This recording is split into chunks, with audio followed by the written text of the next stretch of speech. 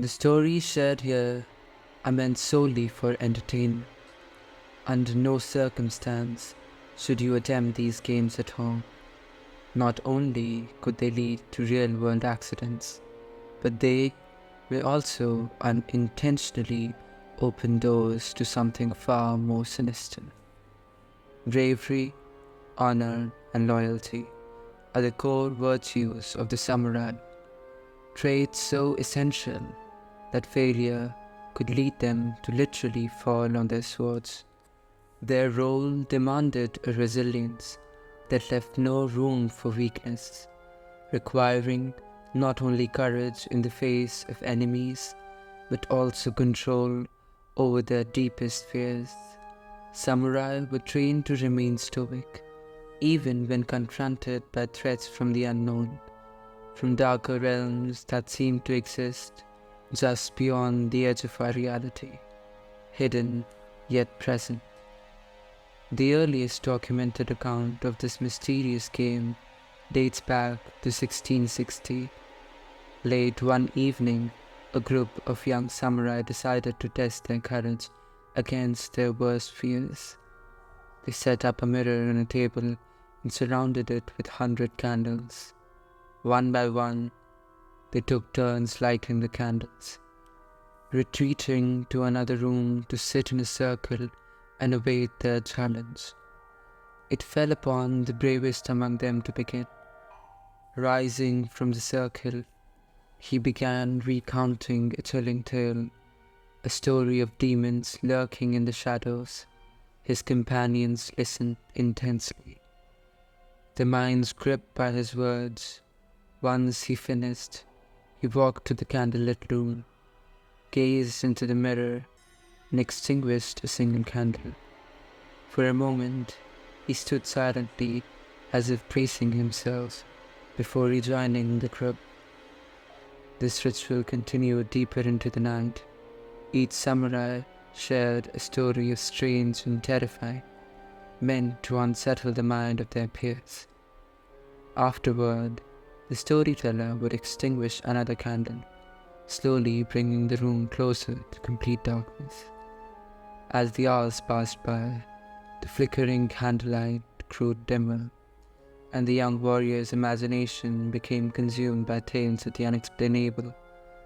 Many who have attempted this game over the years have reported vivid hallucinations that intensified with each candle extinguished.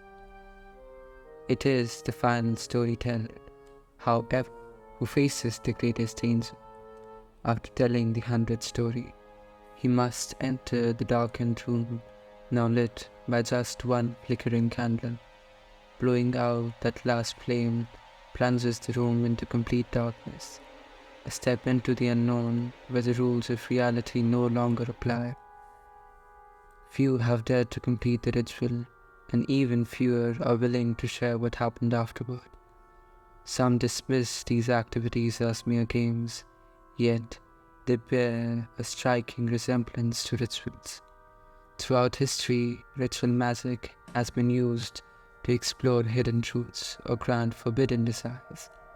While such practices have evolved, their dangers remain.